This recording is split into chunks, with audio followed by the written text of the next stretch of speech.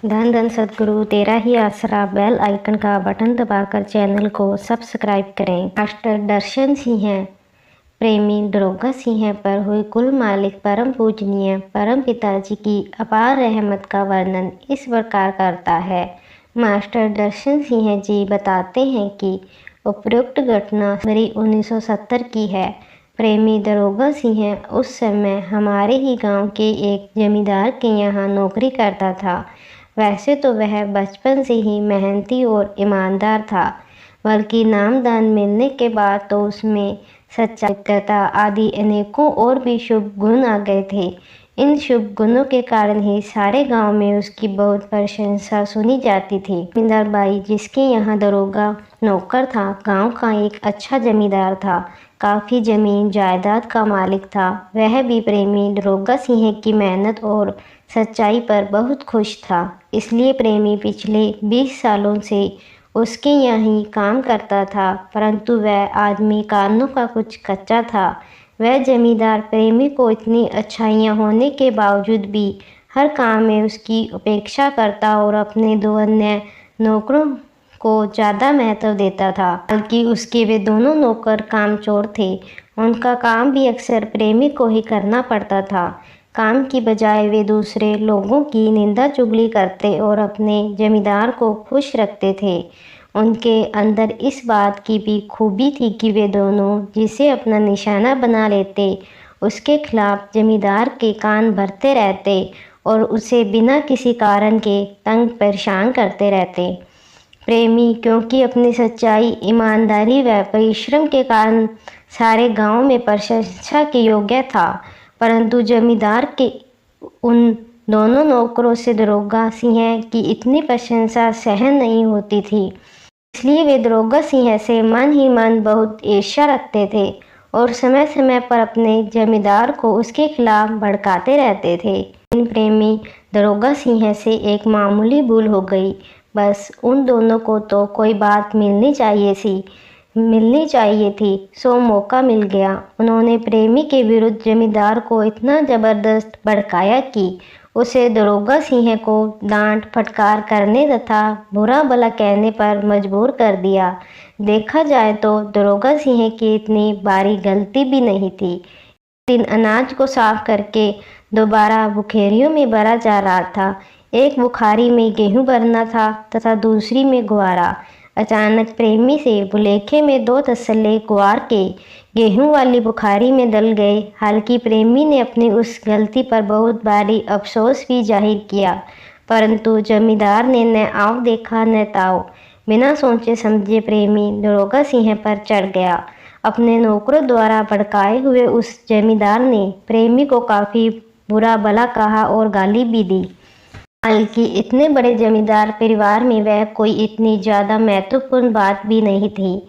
ज़्यादा से ज़्यादा गेहूं वाली बुखारी में अभी कुल 8-10 तसले ही अनाज के डाले गए थे। क्या विशेष बात थी, पशुओं के लिए भी रखा जा सकता था और बुखारी को साफ करके दोबारा भी उन्हें उसे भर दिया था। परंतु बजाय क्षमा करने के वह बहुत सख्त नाराज़गी जाहिर की।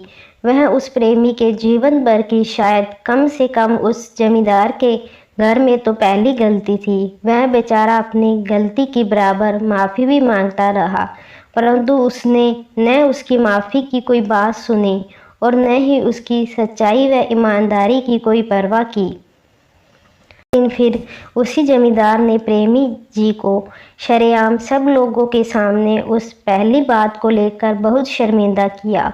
उस दिन जमींदार के खेत पर इल छिला जा रहा था। गांव के कई और आदमी भी वहां पर काम कर रहे थे। प्रेमी दरोगा सिंह अपनी इतनी भारी बेइज्जती को सहन नहीं कर पाया। उसे अपने जीवन से नफरत होने लगी कि इस हालत में जीने से तो मरना अच्छा है।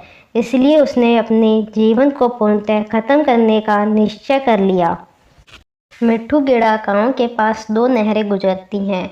उनमें से एक राजस्थान केनाल है और दूसरी सरहद केनाल। दोनों नहरें काफ़ी गहरी और पक्की हैं और उनमें पानी भी काफ़ी मात्रा में बहुत तेज गति से बहता है। प्रेमी नहर में छलांग लगाकर आत्महत्या करने का फैसला कर लिया। उस रात वह देर रात तक सोचता रहा। अपनी बेइज्जती की बात को याद करके उसकी आत्मा बार बार तड़प उठती। उसका सारा परिवार गहरी नींद में सोया हुआ था, परंतु वह अपमानित हुआ क्रोध व हीन भावना में जल रहा था। आखिर आधी रात के करीब वह उठ खड़ा हुआ और उसने एक दृष्टि अपने सोए परिवार पर डाली। धन धन सद्गुरु तेरा ही आसरा का नारा बोला।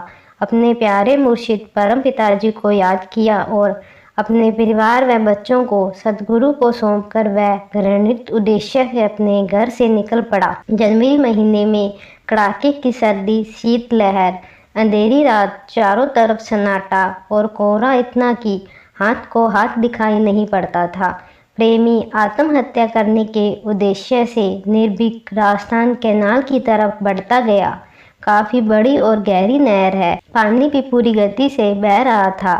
किनारे पर खड़े होकर उसने एक बार फिर अपने प्यारे मुर्शिद जी को याद कर धन धन सद्गुरु तेरा ही आसरा बोला। बंद करके वह अभी नहर में छलांग लगाना ही चाहता था कि उसे अगले ही पल परम पूजनीय परम पिताजी के प्रत्यक्ष दर्शन हुए।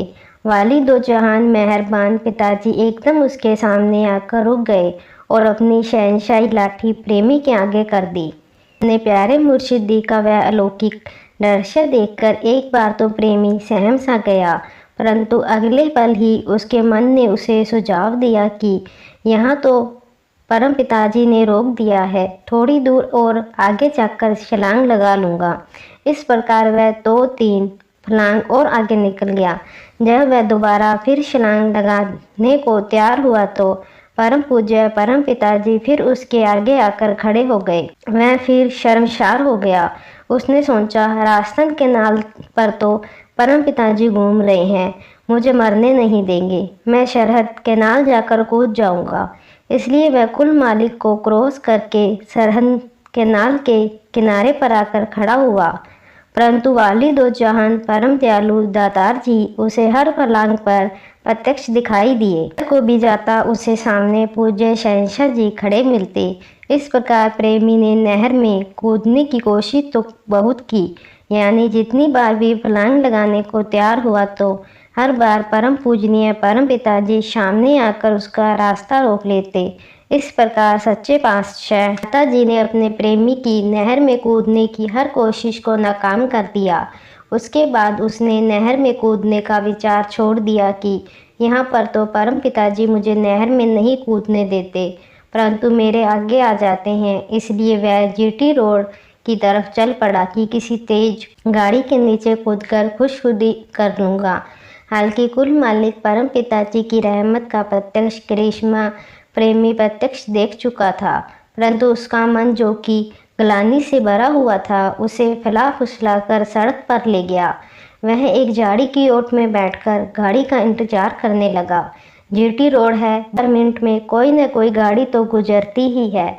दूर से गाड़ी की लाइट देखकर वह सड़क पर जाकर लेट गया, परंतु गाड़ी अपनी उसी गति से उस साइड को छोड़कर आगे निकल गई। प्रेमी ने सोचा कि गाड़ी के ड्राइवर ने शायद मुझे छलांग लगाते दूर से ही देख लिया था।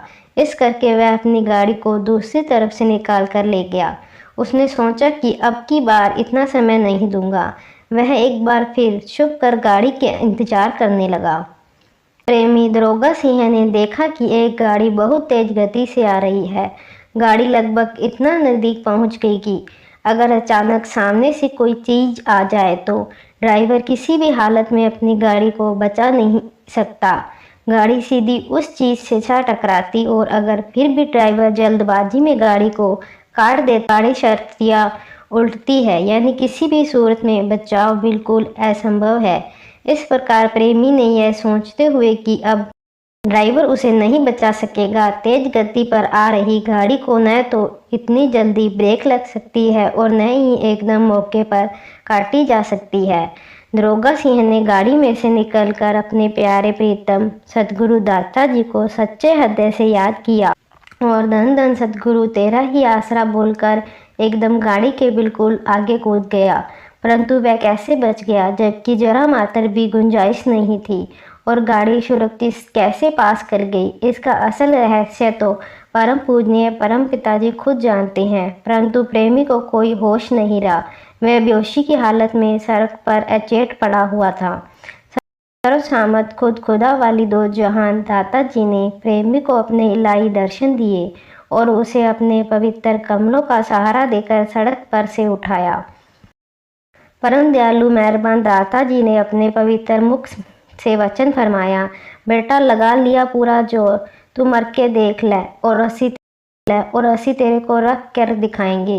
इतना कहकर वाली दो जहान दाता जी तो प्रेमी की आंखों से ओझल हो गए, परंतु प्रेमी ने अपनी मूर्खता पर बहुत पश्चाताप किया कि केवल उसी की वजह से कुल मालिक प्यारे सतगुरु दाता जी को सारी रात परेशान होना पड़ा।